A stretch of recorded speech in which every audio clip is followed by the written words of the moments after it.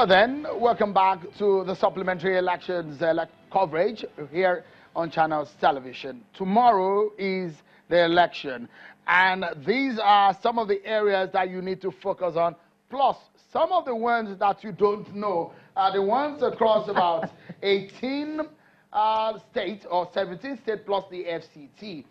The states, as we mentioned earlier, Ijoma had read out some of these states. I'll read it out again for those who do not know. In Adamawa State... sorry, Shehu, as you are reading out, please do so very slowly, because this may be the first time many of the people you will be reading for will be hearing that they are holding elections. For instance, even here in Lagos, when I call some people in Lekki, they were like, really? So please, really slow. Just read it slow. I guess we have that information right there on the screen to help those who do not know to know. Not this one. There's another one, the one we're playing earlier. I think we can roll back the one we had during the break. The one we had during the break. Broken down in numbers. LGA and voters. Absolutely. So that's fantastic. We have from Adamawa, in Adamawa State, they are the state constituency elections. So that means that is for the state assembly elections. Is a number of polling units is 92 with 46,000 voters. Also in Bauchi, majorly the constituency is Kerfi with only 2 polling units, and the votes there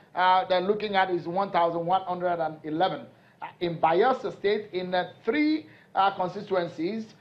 In Benue State, in about 8 constituencies. Ebonyi, 4 constituencies.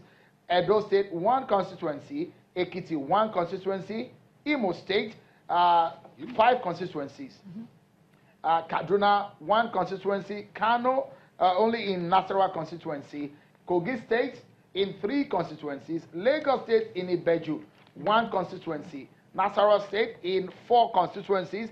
In Osun State, only in Oriade constituency. Plateau State, in Lantan South. And Sokoto, 2 constituencies. Taraba, 2 constituencies.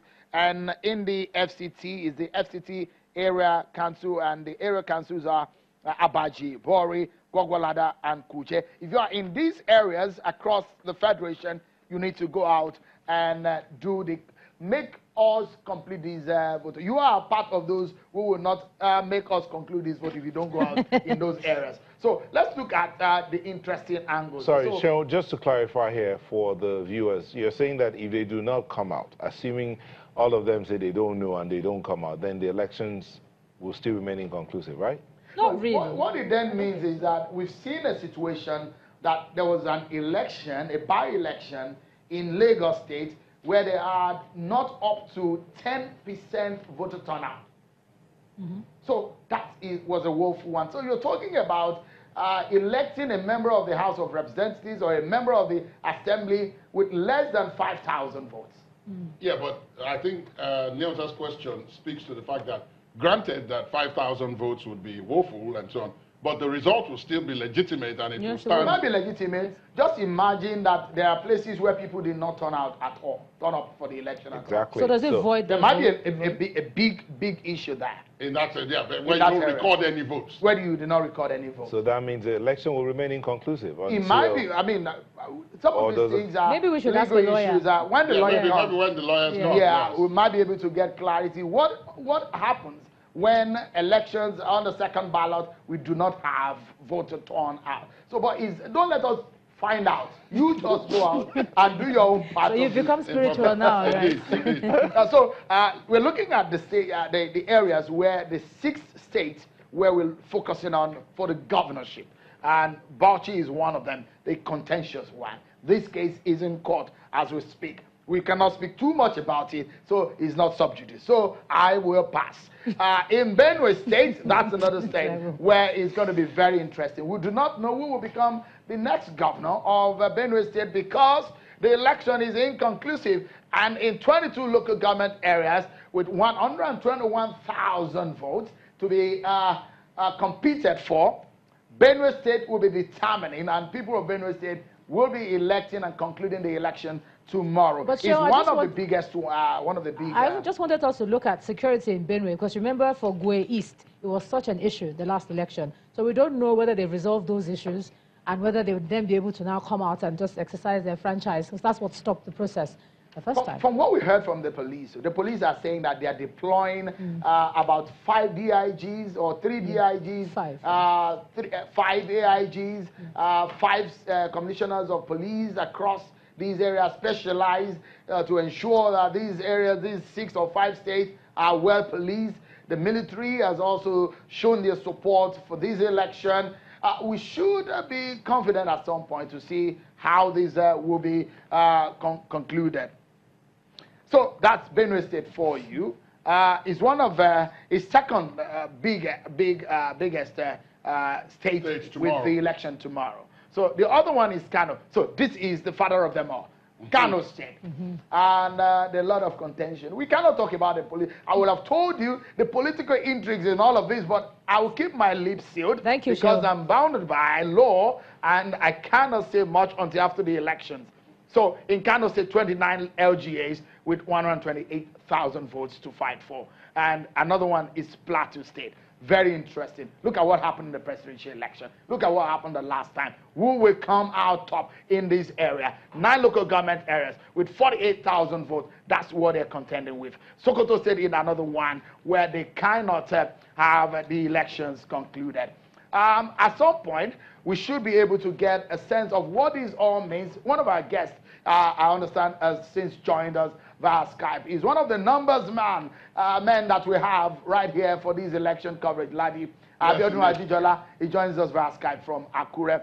Biodun, what can you tell us? What are your numbers telling you? If you look at the magic wand that you always hold, your computer, what have you been able to crunch for us?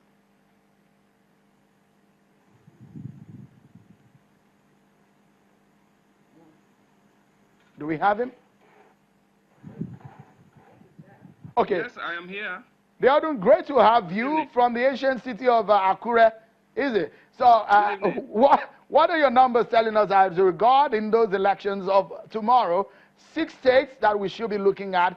What are the contentions? What should the voters be looking at tomorrow? Thank you very much for having me. Yeah, we have 6 states, but as you have rightly said, due to litigation, Adamawa will not be having its own supplementary election governorship tomorrow, even though there are some couple of state constituency elections. In Bauchi, as of the time they, when we had the governorship election on the 9th of March, there was a determination that it was inconclusive because the margin of lead was significantly higher than, less than the number of cancellations. So at that time, what was announced by INEC was that the margin of lead was 4,059. Meanwhile, the number of cancellations was announced at 45,312. But as you know, the issue had become, had been taken to court, primarily because, after it was declared inconclusive, there was later a fact-finding mission, which later, resolved that there should be collation should continue.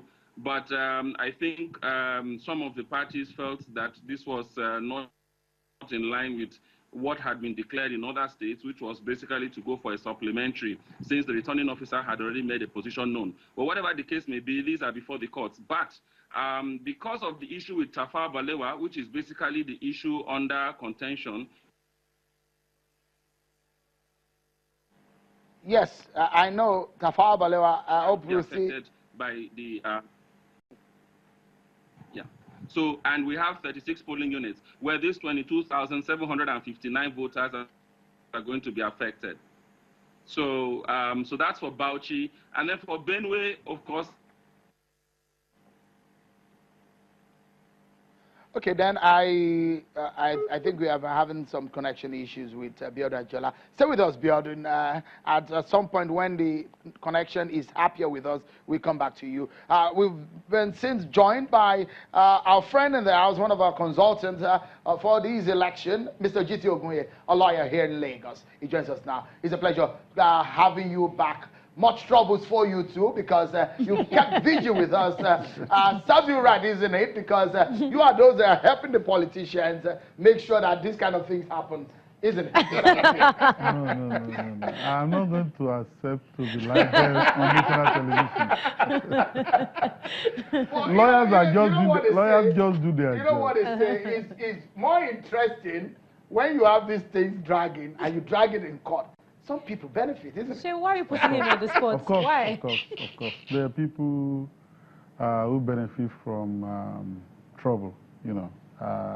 Lawyers don't create trouble. They try to reduce trouble. Thank you so much. Reduce our trouble tonight, Mr. Oguye, if you will. Give us a sense of what... There was a big question that we were looking at, myself and my colleagues, about if people do not turn up for election, for example, in some polling units, what effect would this have? Not much, because we have extant results already. And so in those places where elections, supplementary elections are expected to take place tomorrow, if there is poor voters turnout or voters apathy, mind you, voting is not compulsory in Nigeria. So those scanty votes that may be cast will just be added to the extant votes that you have, and the winners will emerge. Even as we speak, without the supplementary election, there are people who have emerged as winners tentatively or temporarily. And so, regardless of how the voters turn out tomorrow, winners will emerge across the board. I know you are very strong with your views. You've written and I've read your opinion about supplementary elections, whether or not in law it is permissible, what the ground norm says about a second ballot, and whether or not INEC is right in declaring elections inconclusive. That may not hold water because, in any case, the supplementary elections will happen tomorrow. But Mr. Oguye, what can you tell us about some of the numbers, especially in Kano, Benue? These are the places where we have the big numbers for tomorrow. What lessons have we learned from some of these inconclusive elections? The lesson that we learned and which we may learn can be deduced from the way you pose your question. I think that what we just trying to do in the country is to grapple with very difficult situations. Section 26 of the Electoral Act provides for postponement of election. Now, the way that section is worded is that if election is dawning, if election is upcoming, and it is anticipated for reason of emergency, etc., the election will not be able to hold, INEC ahead of that election will postpone the election. But that provision, truly, properly interpreted, never envisioned a situation in which, in the middle of election, because of violence or controversy or crisis, INEC would then lash to that section 26 to postpone the election. However, because we've been having this recurring problem, recall that in Imo State, Governor Okorocha emergence the first time, the second time, we had that supplementary election in that state. So what we've had, therefore, is that INEC increasingly has been lashing to a provision that governs postponement of election ahead of actual election to then conclude elections that are problematic. And what our courts have been doing, for example, in the case of Silva and INEC, is to now expand what emergency is to include ballot box snatching, violence, and whereas originally the emergency that was envisaged was such emergencies like natural disasters and so on and so forth. So what we've been doing is to grapple with all this problem and then use the law as possibly as much as possible to just deal with all these challenges and hiccups we've been having. But looking at the numbers, I think that the number of voters that are expected to participate, if they do come out tomorrow, are sufficient to tilt the outcome of the election either way. So we have Benue, yes, Kano. Those are the two biggest ones. Yes, so yes. But reduce our trouble. Talk to us about Bauchi State. That is one on the lips of everyone. the implication of Bauchi and Adamawa, where these cases are in court. If this lasts for too long, what does this mean for the political mapping of these two states?